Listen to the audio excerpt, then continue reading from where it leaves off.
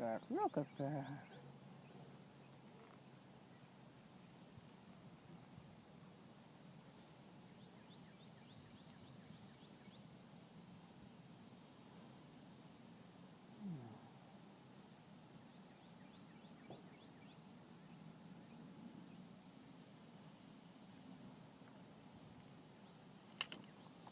Let's see. Come on, Will. Come on. Come on, Will. Come on, Will. Ooh, ooh, ooh. You know what? This round. Let's see.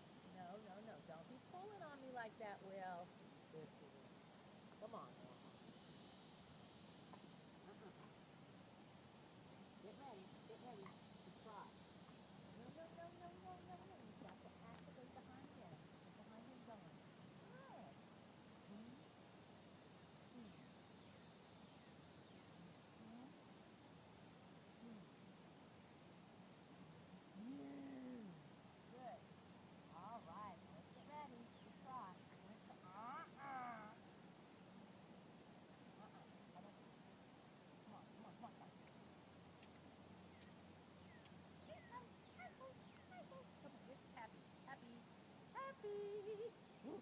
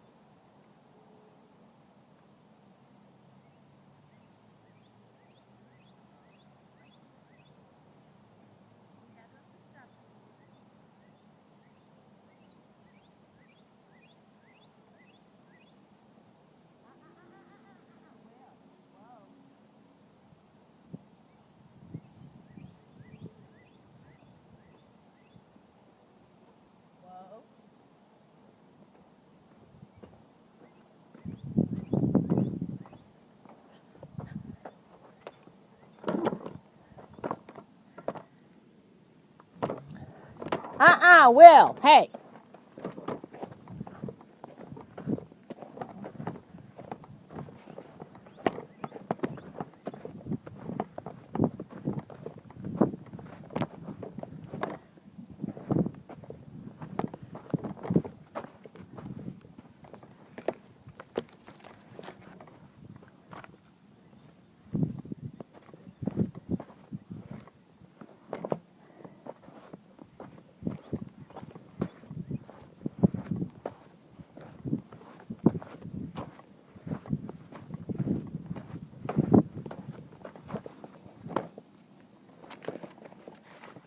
Just a minute.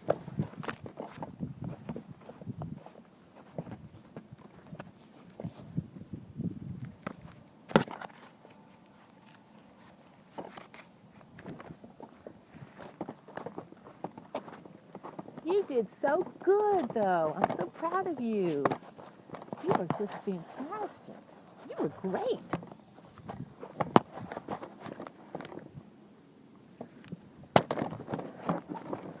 Okay, now back up. Back up. Back up. Come on. Come on.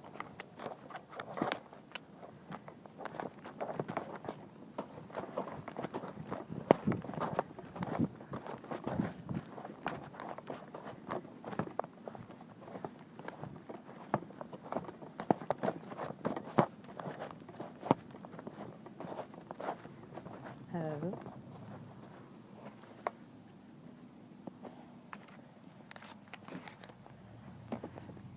Come on.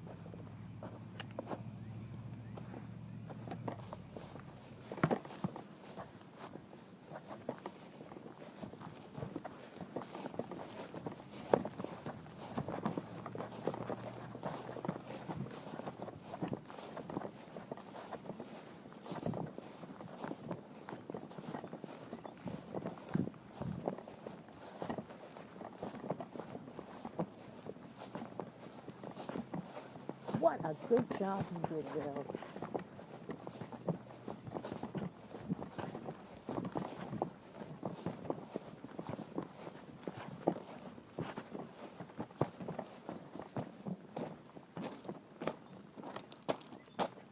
Oh.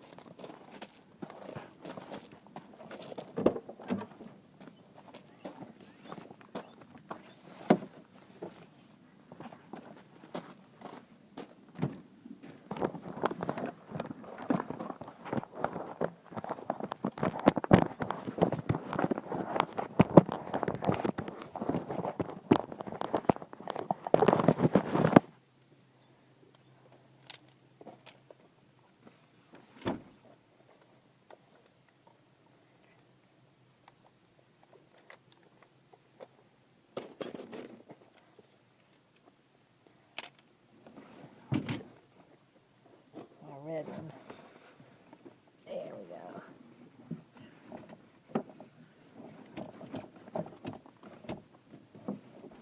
Who gave you permission? Hey, hey, who gave you permission? No. Come here. Come here. Come here. Nobody gave you permission to go eat. Nobody gave you any kind of that permission at all. No. You know better than that, Will. I know you know better. I know you know better.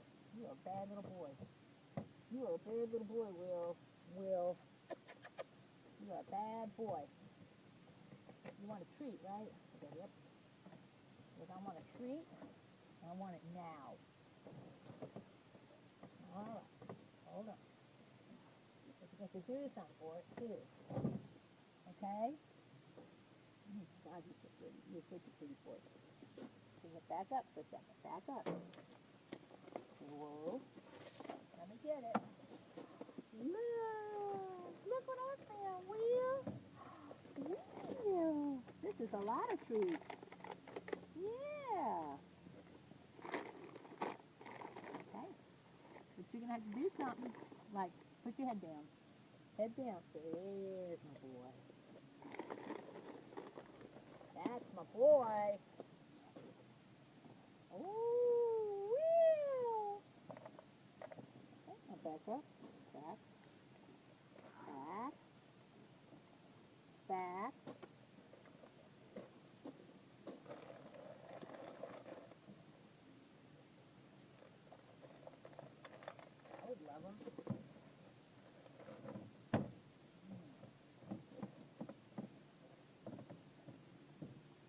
Now, get this red whip out.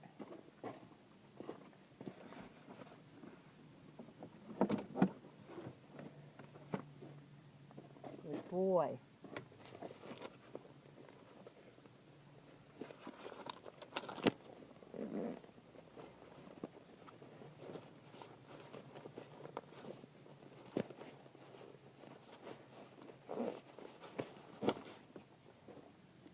We're going to go down.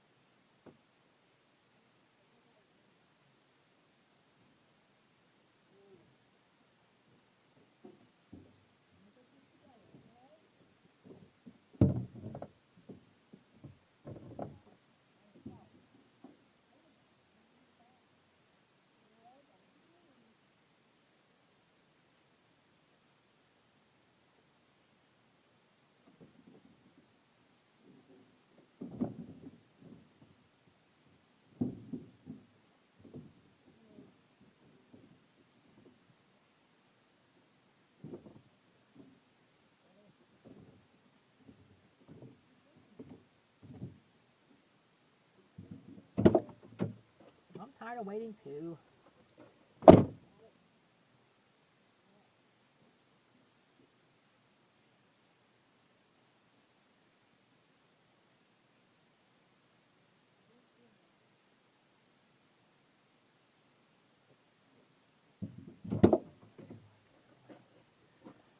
Okay, good. Wait a minute, I'm coming.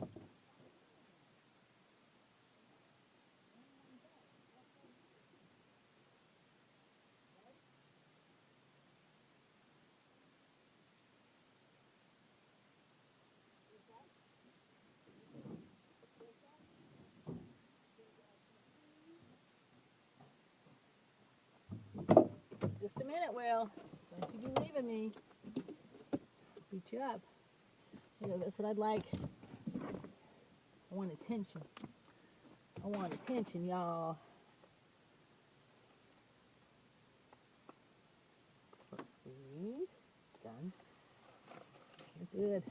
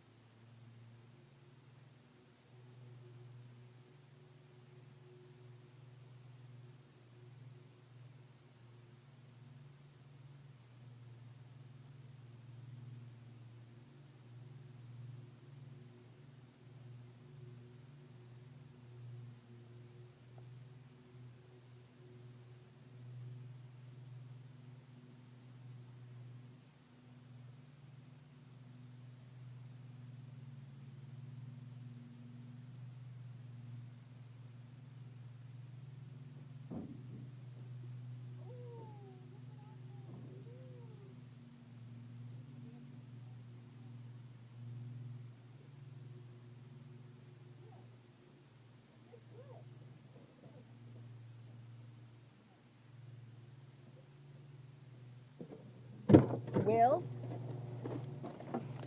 I'm watching you. Look.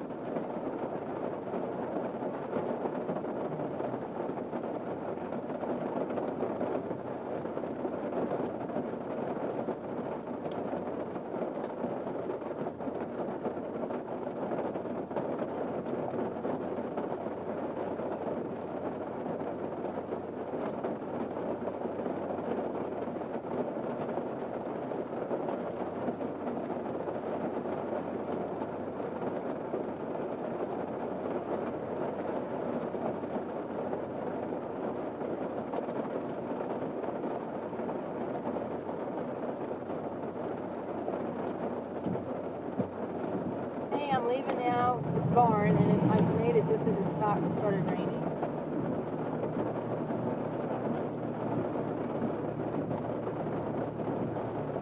Say, when I get home, what?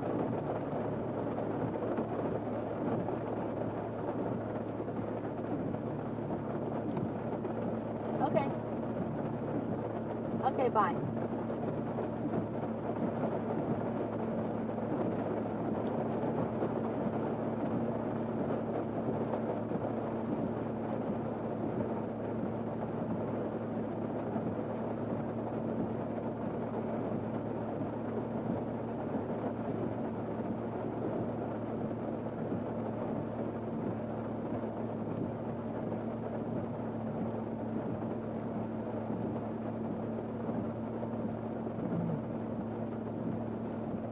That was good.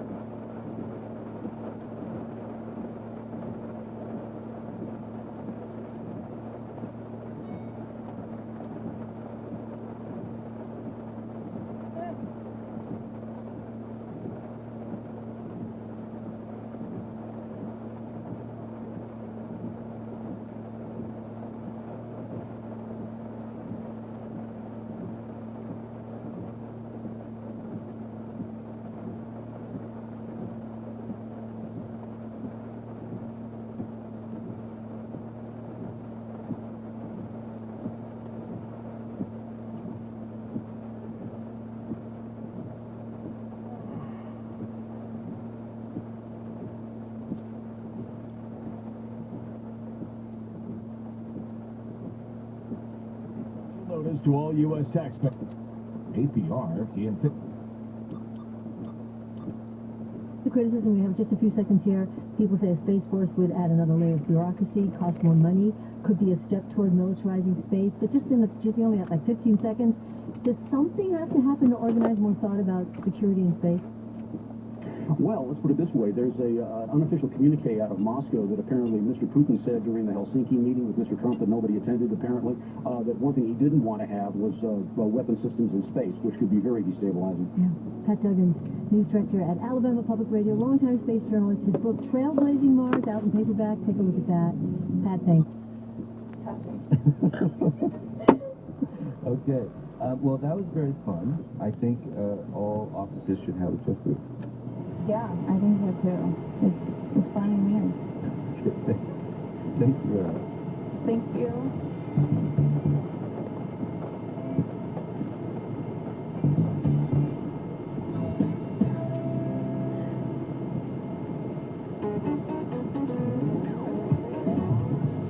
Pulling the photos of Hubbard's office and gift this booth. House and states around the country have been purging voter rolls, and one expert thinks they're going way too far. We should be very worried that folks are going to be conducting sloppy purges. And we should be very worried about the millions of Americans who are eligible to vote that are not registered. That's next time on Here and Now.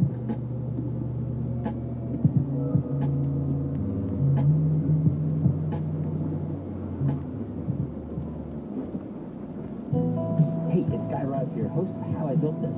And this is Robert Smith with Planet Money. On Planet Money, we tell in-depth stories about the economy. And on How I Built This, stories about the most amazing innovators, entrepreneurs, and idealists in the world. You can hear Planet Money and How I Built This together in 1 hour. Get open a bit. West on NPR Now. Aubrey, health correspondent. I've spent my career in public radio and TV. For me, and so many of my colleagues, our life's work is a mission, not just a job. Each week we have the opportunity to tell stories, to teach you something you didn't know before. The way I see it, NPR is curiosity and the passion to awaken it in others. This is NPR.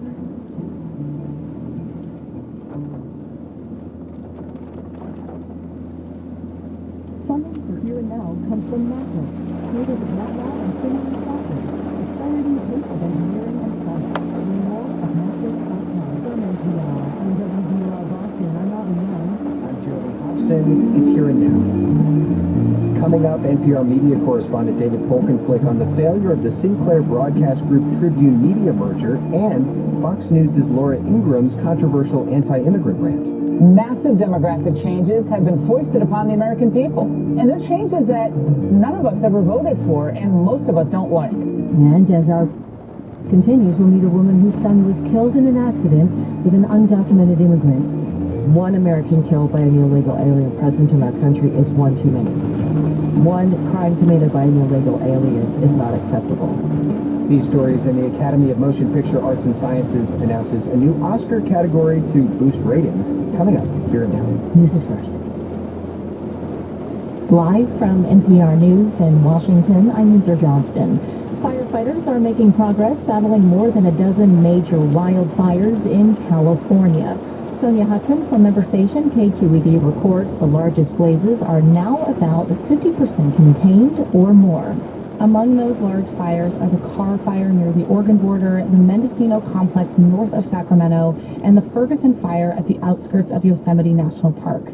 CAL FIRE's Lynn Talmachoff says red flag warnings remain in effect, with new fires likely to crop up and existing ones likely to spread. The temperatures remain high above normal, and then humidity is also low. And couple that with the factor of potential winds, that is just a recipe for a disaster should a wildfire start. But we'd have to wait to see what Mother Nature has in store. Of particular concern is the Holy Fire in Southern California. It's smaller, but just 5% contained.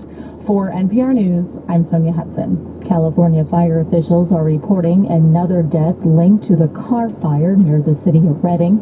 A heavy equipment mechanic was killed in a traffic accident this morning on Highway 99, bringing the death toll from that blaze to 8. Saudi-led airstrikes killed dozens of people today, including children traveling on a bus in Yemen. NPR's Michelle Kellerman reports international aid groups are responding to the latest attack. The International Committee of the Red Cross says its medical teams in Yemen's Sada province received scores of dead and wounded, many of whom were children. The International Rescue Committee's director in Yemen calls it appalling, saying this should be the day that the world wakes up to the atrocities going on there.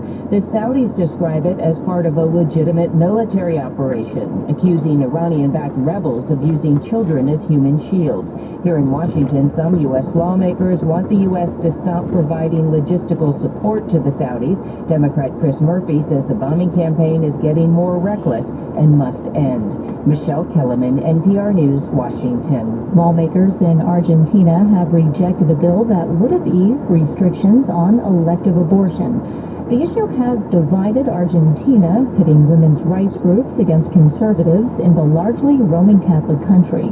John Otis reports abortion is legal in only a few Latin American countries. Elective abortion is legal only in Uruguay, Cuba, and Mexico City. Argentina and many other Latin American nations allow the procedure only in case of rape or when the woman's life is in danger. Abortion is totally banned in Nicaragua, El Salvador, Honduras, and the Dominican Republic. That's John Otis reporting. Stocks are trading mixed on Wall Street at this hour. The Dow is down 8 points. The Nasdaq Composite up 33. The S&P up 2. You're listening to NPR News in Washington.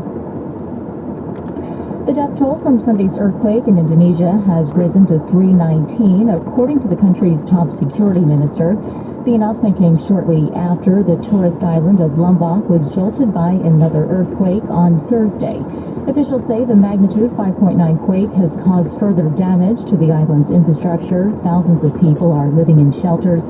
Emergency crews have been working to distribute food, clean water, and medication. The UN says Myanmar continues to persecute Rohingya residents who remain in that country.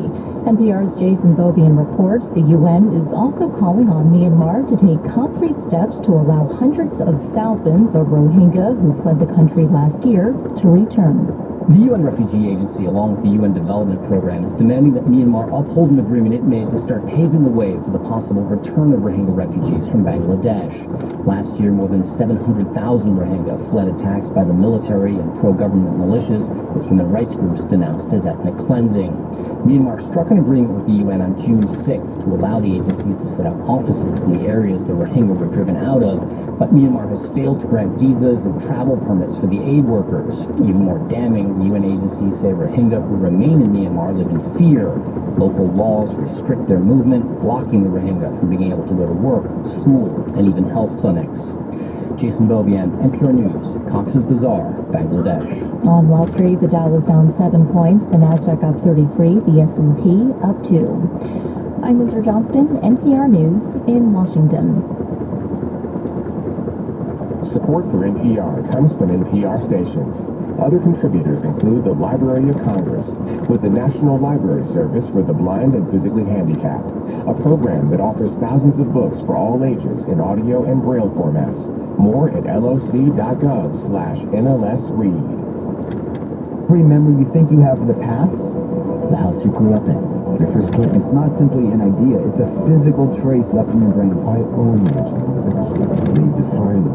But what happens when those memories are stolen from you? In the blink of an eyelid. Teenage flights have one night 20 years long. It's what's been like. Just like that. That's This Week on Radiolab. Sunday morning at 10 East, 7 West on NPR Now. From NPR and WBUR, I'm Robin Young in Boston. I'm Jeremy Hobson in New York. It is Here and Now. This morning, the fraught $4 billion merger between the Sinclair Broadcast Group and Tribune Media came to a dramatic end when Tribune pulled out of the deal and announced it is suing Sinclair for breach of contract. Sinclair owns nearly 200 local TV stations across the country, and it would have swelled to reach even more markets if the deal had gone through, creating a conservative TV giant that would rival Fox News. We want to spend a few minutes on this and other stories media with NPR media correspondent David Folkenflik, who joins us here in the studio. David, we know this is a huge business story, but remind us more of why it's a big deal to you, media correspondent. Well, it's a $3.9 billion deal. It represents an extraordinary proposed consolidation of local TV beyond what it already was. Sinclair already owns control of about 190 stations, would have added 40 more, although they would have sold some of them. And we've talked about this. Sinclair is a station that actually is requiring some of its anchors to have partisan thoughts on the air. It's an interesting conservative outlet. Well, what they've been doing is essentially kind of building a conservative national network from the local stations up rather than in reverse. And so they really have, although some of the stations do good local coverage, they really do have a ton of content that is mandated that their news stations carry that is not only conservative but explicitly pro President Trump in many ways. And it's a publicly traded company, Sinclair, but the four Smith brothers who control the company effectively are quite conservative and have made that known in a variety of ways. Yeah, and so the head of the FCC, Ajit Pai, is under investigation for his ties to Sinclair. So remind people who haven't been following this, how much of that factored into the FCC's decision before Tribune pulled out to slow this merger down? Well, this is the crazy thing, right? So Tribune this morning announces it's pulling out of this deal and said that Sinclair had acted too aggressively and basically offended Ajit Pai, who said that there were really some efforts of this to apparently sell some of the stations in order to comply with certain regulations to companies that seem still to be under the influence and control of Sinclair itself, despite federal rules prohibiting that. Ajit Pai had greased the skids, it appears, to ensure that this deal could go through by sweeping away rules, or putting, I should actually say, back in place certain rules that were archaic to the point of just trying to get Sinclair under the wire. And so that is what these Inspector General did, was to say, was he arranging things with a lobbyist who used to work at the FCC, who was working on Sinclair's behalf early in the Trump administration to make sure this deal would happen. Ajit Pai turning around while under investigation for that very question, and saying, this deal is too much for me, I can't do it. Even though President Trump himself, and I think it was late July, tweeted out how sorry he was this deal appeared to be getting slowed down. Well, David, how do Rupert Murdoch and people at Fox News feel about this deal collapsing today?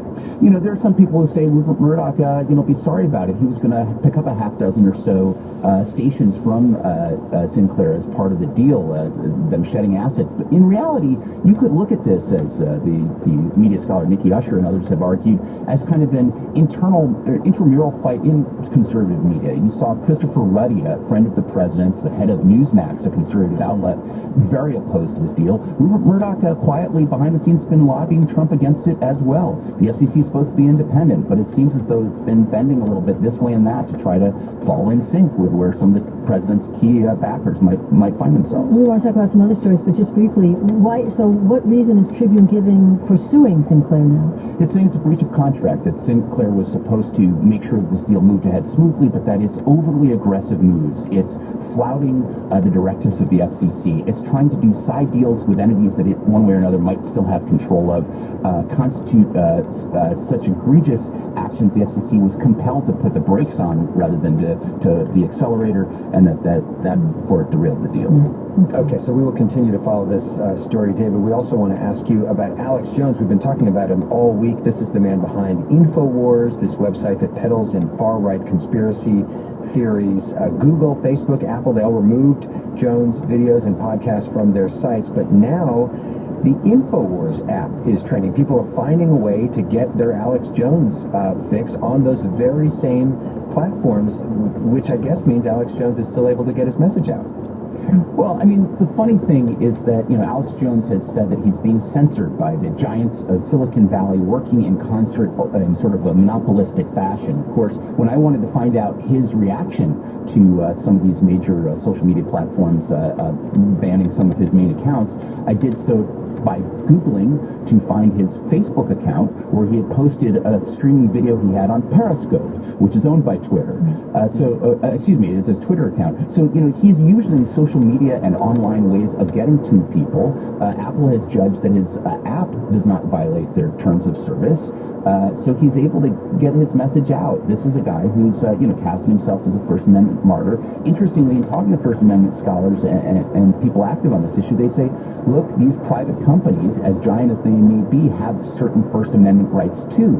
But there are questions when they are so pervasive in our conversation about the role they play in refereeing or not refereeing the conversation. What it seems now is that a lot of decisions are being made ad hoc, on the fly, rather than being clear and consistent. Well, and to remind people that Alex Jones is the one who's behind the theories that the mass shootings are fakes, that people are actors. That's right. At Sandy Hook, the elementary school in Connecticut, that was faked by the families that are survivors. A terrible thing to argue. He claimed that the Bush administration was somehow involved in an inside job to help arrange for 9/11. A terrible slander. That Hillary Clinton had children in a pedophile ring in the basement of a pizza place, and a guy with a gun. He certainly entertained and promoted those theories in just wild-eyed ways that are not responsible, and platforms have a right to decide what they are willing to put on them. But, it's like whack-a-mole. So the InfoWars app, as Jeremy mentioned, this is in the Apple Store. It was the 47th most popular in the news category before these bans. Now it's the 3rd most downloaded news app. And I listen to Alex Jones. I have for decades. He's also driving people to his website, telling them, please buy all my merchandise, right? Support me, and they are. I suppose, that's the American way. I mean, if people want to entertain him elsewhere, or what? You've got, wouldn't you rather have some way of hearing him to know what Americans are listening to than have it be the way Alex Jones used to be, which is that a lot of people didn't know he was there? These are the arguments that officials at YouTube and Facebook, including Mark Zuckerberg and other sites, have often used. I mean, Zuckerberg, a few weeks ago was arguing that he wanted to make sure Holocaust deniers, had a place on his platform. Everybody gets to be wrong. Everybody gets to be wrong. And he's vacillating back and forth. Is he a utility where people get to post things more analogous to telephone company, or is he a publisher where he is exercising some discretion? Facebook decided some discretion here, and they don't have clarity on how they're making these decisions, even if people make decision in this case. You've seen Jonathan Last in the Conservative Weekly Standard saying yes, they should be doing this to Alex Jones, even though a lot of conservatives are kind of rallying to his cause, but he's saying they should be going after a lot of other people too. David, one more story we want to get to here with you, and that is Fox News host Laura Ingraham, who stoked some more controversy last night for bemoaning the impact of immigration. In some parts of the country, it does seem like the America that we know and love doesn't exist anymore. Massive demographic changes have been foisted upon the American people. And they're changes that none of us ever voted for and most of us don't like. From Virginia to California, we see stark examples of how radically, in some ways, the country has changed. Now, much of this is related to both illegal and, in some cases, legal immigration that, of course, progressives love. David, this is a well-known, conservative commentator on Fox News. Got her own show now. But was there something different about this? It's getting a lot of attention today. There's a line in her commentary where she says it's not about race or ethnicity. It's very hard to listen to what she had to say in that commentary and not come away thinking that that's exactly what it's about. She talked about these stark demographic changes that's changing America in ways that we don't recognize. That's a slight paraphrase of what she said. And, the real question is, who's the we she's talking about? America's been built on waves of immigration, and, her ultimate boss was born in Australia and immigrated to this country, Rupert Murdoch. This is a country where, that's been accepted and people pay lip service to that, or else take a very extreme position, which she has.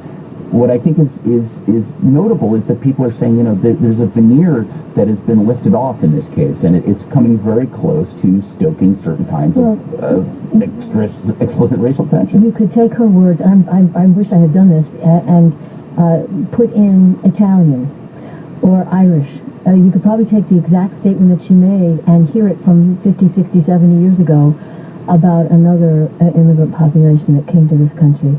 I know you wanted to mention something you've seen in New York, Jeremy? Well, I was just walking down the street this morning, David, in Manhattan, and saw a city bus drive by with a Fox News ad on the side that said, "Real news, real honest opinion," with the pictures of all the stars, Hannity, Tucker, Laura Ingraham. I just thought that was interesting. Real honest opinion. And I want to mention that later in the program today, worth noting, we're going to be hearing from a woman whose son was killed by an undocumented immigrant driving drunk. And he had been in court several times and released. And so she has a legitimate question about that. Listen, we'll take all of this up again. NPR media correspondent David Folkenflik, soon to be co-host of WBUR's On Point with Meghna Chakrabarti. Can't wait for that. David, thank you. You bet. And you're listening to Here Now.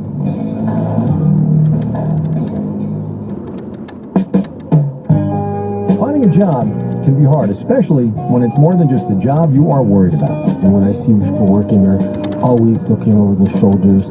People are actually fearing going to work. I'm Kai Rizal, the Trump administration's economy and the undocumented workforce. And it's next time on Marketplace. Today at 6 p.m. East, 3 West on NPR Now.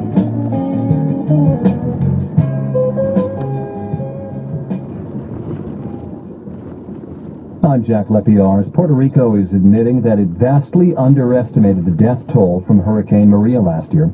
The U.S. territory's government now says the storm and its aftermath killed more than 1,400 people from September to December. It originally said only 64 people had died. Russia says it's considering retaliation after the U.S. announced it would impose new sanctions over the poisoning of a former Russian spy in the U.K. Moscow has repeatedly denied any role in the attack, despite blame from much of the international community. U.S. sanctions go into effect later this month. The U.S. Border Patrol is getting its first female chief. Carla Provost's been acting chief since April of last year. She joined the agency in 1995 out of Arizona. She's since worked in offices in Texas and California, as well as the headquarters in Washington. You're listening to Here and Now. Support for NPR comes from Performance Bicycle, with a selection of electric bikes from Fuji, Breezer, and iZip for trips around town, commuting to work, and rediscovering cycling. Performance Bicycle, store locations and an online store at performancebike.com. NPR is dedicated to news that keeps you informed. From our bureaus in New York to New Delhi, NPR is there and delivering new voices. I've been talking about being an entrepreneur literally since I was 10. SiriusXM's Business Radio. Inspiration to help you achieve more in business. Be creative, be tenacious, be decisive. Just do it. From finding a work-life balance to motivational stories from entrepreneurs big and small. You learn something in the successes and a lot from the failures. It's always worth it. Business Radio. Powered by the University of Pennsylvania Wharton School. Now on SiriusXM 132. Funding for Here and Now comes from the listeners of WBUR Boston and Geico, offering auto insurance coverage for cars, trucks, or SUVs, and providing 24/7 customer service. More information on auto insurance at geico.com or 1-800-947-AUTO. This is Here and Now, and this is a scene from the highest grossing film of the year so far. I, Yuri, son of Badu, give to you Prince T'Challa, the Black Panther. But could Black Panther also become an Oscar winner? Yesterday, the Academy of Motion Picture Arts and Sciences announced some major changes to next year's Academy Awards ceremony, including a new category, Outstanding Achievement in Popular Film. Joining us now is John Horn, host of the KPCC show The Frame. He's in Pasadena. Hi, John. Hello there. And let's talk about this new category. It sounds like a response to the criticism that Best Picture winners are often films that don't draw in big crowds. I'm thinking about things like Moonlight or The Hurt Locker. Yes, and the Academy Awards are not awards for blockbusters. They are awards for excellence in cinema. So you take that idea and expand it to, say, restaurant dining. By that standard, Michelin stars would go to Chipotle or Olive Garden because they're popular, not the best restaurants like, say, the French Laundry out here or Masa in New York City. So, first of all, they're about excellence. They're not about box office numbers. And second, if you look at even some recent history, there are a lot of films that are incredibly popular that do win Oscars. They may not win the big prize for Best Picture. In this year's ceremony, Get Out, which grossed $176 million, won an original screenplay Oscar. It was also nominated for Best Director for Jordan Peele. And Christopher Nolan's Dunkirk, which almost made it to $200 million, won 3 Oscars, and Nolan was nominated for Best Director. So it isn't that there's a bias against popular movies, but that sometimes popular movies aren't as good as the Best Picture Oscar winners. But I saw Black Panther, and I feel like Black Panther could have been a nominee at least for Best Picture, even without being considered in the popular category. Well, and that's the big issue. Could have been a nominee. Will it change now? And I think there's some recent history in the Academy that really kind of shows where this could go off the rails. And that is, in 2001, the Academy added a new Oscar for feature animated film. And what that meant is that animated films had their own category, but what it also meant is that some of the year's best films, I'm thinking of Inside Out from 2015, on any objective standard, one of the best films of the year was not nominated for Best Picture because it was shoehorned into the animated feature category. So the question is, does that happen to films like Black Panther? Does it get shoehorned out of the Best Picture race into the Best Popular Film category if indeed that is what happens? So I think that's the potential problem, is that it becomes kind of a ghettoized category. So the Oscars last year, lowest rating ever, down 20% from the previous year. And the other change that was announced yesterday is they want to keep the ceremony to 3 hours. So tell us about that part of it. Well, listen, the Oscars are a long ceremony, but for a lot of people who care about movies, including me, it doesn't feel that long. I mean, it's like once a year. So they're going to try to trim it down. The other thing they're going to try to do is move it up in the calendar year, that the Oscar season really starts later this month with the Venice, Toronto, and Telluride film festivals that go into September. It is an epic length award season. So by moving it up in the calendar to February in the years ahead, it might help. They're also going to not broadcast some technical awards like sound, and that's going to be a problem too for that sound branch. So yes, the ratings are slipping. How much of that is tied to the films that are being nominated? It's hard to say, but I think the backlash against this announcement has been really, really strong, and I really wonder if the Academy is going to follow through on it. Well, we keep this segment to 4 minutes, so I will say goodbye to John Horn of KPCC. Thank you. My pleasure, thanks. Well, yesterday we heard about the high cost of housing in the San Francisco Bay Area and efforts by some residents to advocate for more affordable housing instead of not in my backyard, yes in my backyard. San Francisco has some of the highest housing costs in the country. You know how that goes. Neighborhoods gentrify. A lot of longtime residents can't afford to live there. Yet one neighborhood is bucking the trend in San Francisco. The Tenderloin hasn't changed much over the past few decades, for better and for worse. Kelly O'Mara from the KQED podcast Bay Curious explores why.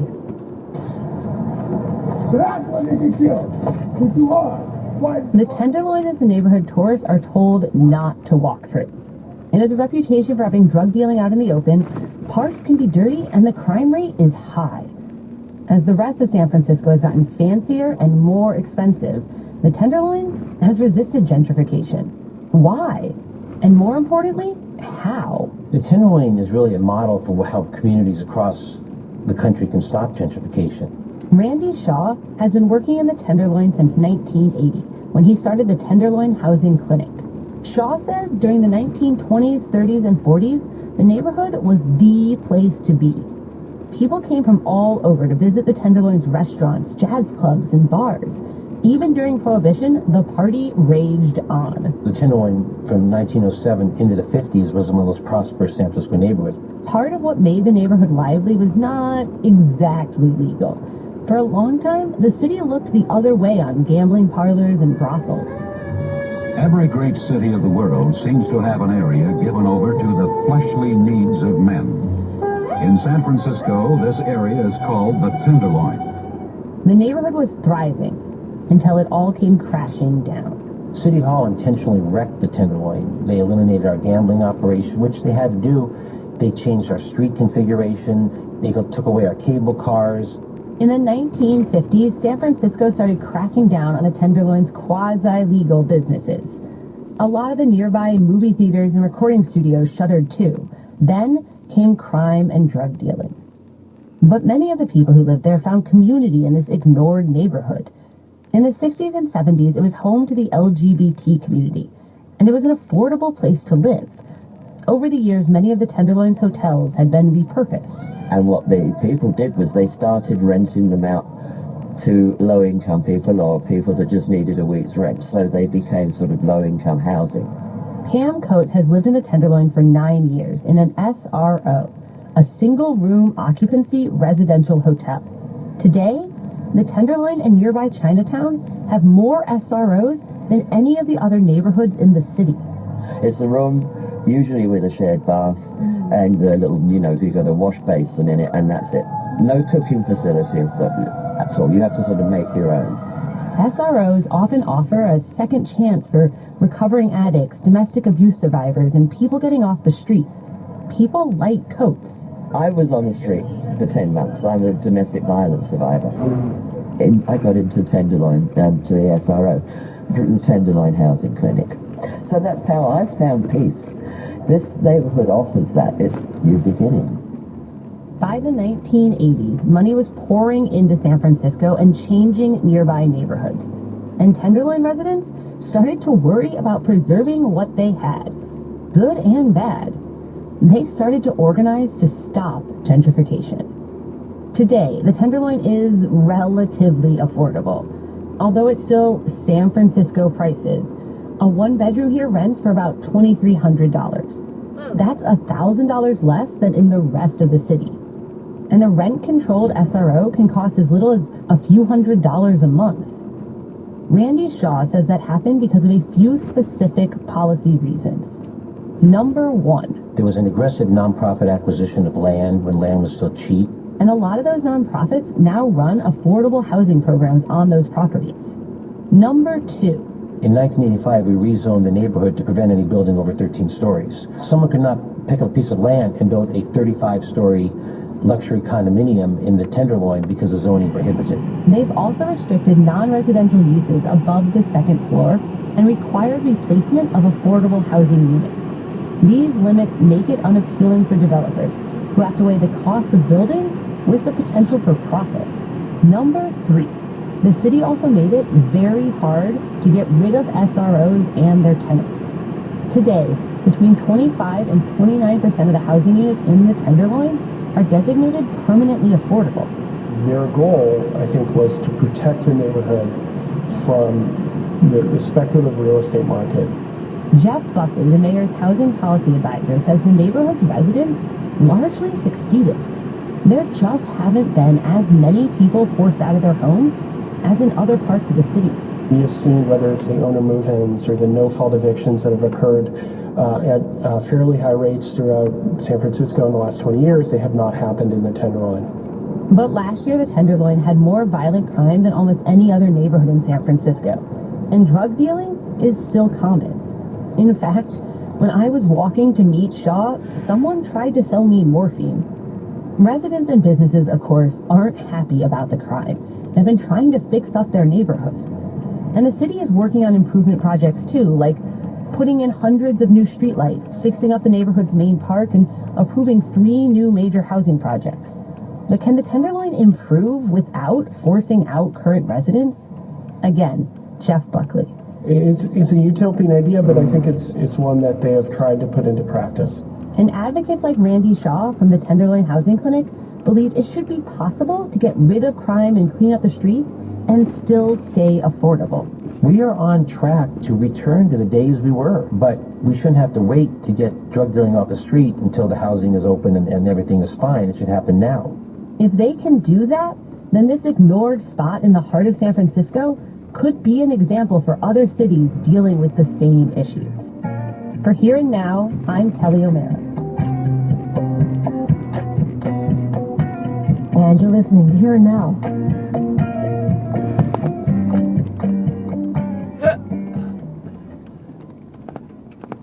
On the next Fresh Air, how the Trump administration radicalized ICE. We talk with Franklin Foer. His new article, How ICE Went Rogue, is the cover story of the new edition of The Atlantic. The article is also about the booming industry of private detention centers for immigrants rounded up by ICE. Join us. Today at 4 p.m. East, 1 West on NPR Now. Every memory you think you have of the past, the house you grew up in, your first kiss. It's not simply an idea, it's a physical trace left in your brain. I own those memories. They define me. But what happens when those memories are stolen from you? In the blink of an eyelid. Greenwich floods have one night 20 years long. Guess what's been like? Just like this. That's this week on Radio Lab. Sunday morning at 10 East, 7 West on NPR Now. I'm Brian Naylor, NPR Washington correspondent. NPR is about voices from across the political spectrum. It's seeking out points of view from every side of an issue. It's about telling stories you haven't heard before and providing insight into those you have. Objective, responsible, thoughtful journalism. This is NPR.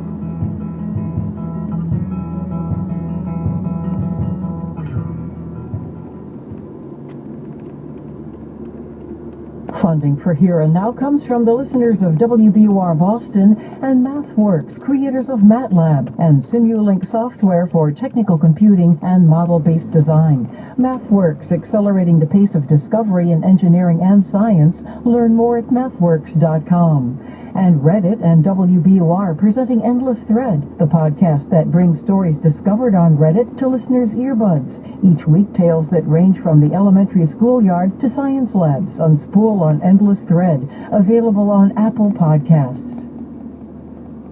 This is Here and Now from NPR and WBUR. I'm Jeremy Hobson. The U.S. Army has temporarily stopped discharging immigrant recruits who enlisted in a program that gave them a path to citizenship. The program recruits non-citizens with certain medical or language skills, but earlier this summer, some recruits started being discharged as security risks. Carson Frame of Texas Public Radio reports from San Antonio. The program's called Military Accessions Vital to the National Interest, or MAVNI. Under it, non-citizens could earn U.S. citizenship quicker in exchange for honorable military service. But over the last few months, advocates say at least 40 have been discharged, many without explanation or written notice. One Bernese recruit who asked to remain unnamed because of immigration concerns learned of his discharge in mid-July. He enlisted in the Army through the MAVI program in 2016 and was still waiting for his background checks to clear. So I did my monthly checking with my recruiter. He was like, they told me that your records are expired. Everything on you is expired, so they canceled your contract. The recruit says he was told that his background check was negative, but wasn't given any further details. Margaret Stock, an immigration attorney and retired Army Lieutenant Colonel, says she's been hearing a lot of stories like that. There's definitely been an uptick. I mean, I would say at least 40 people have contacted my office, but I'm only one lawyer in America, and I'm not the only lawyer who's calling. Stock helped start the MAVI program after 9/11 to help address a shortage of personnel with certain skills. There was an effort throughout the U.S. military intelligence communities to try to get more people working for the government who spoke foreign languages. However, the MAVI program was also expanded at the request of the department to include U.S. licensed healthcare professionals because there was a dire shortage of such individuals in the ranks of the military. The controversy around the MAVI program dates back to the Obama era. The government has suspended the program several times over concerns about foreign infiltration. Republican Congressman Stephen Russell of Oklahoma sits on the House Armed Services Committee. You have those that were from countries that wish to do us harm and continue to attack us or try to infiltrate us through our intelligence. In 2016, the Pentagon stopped accepting U.S.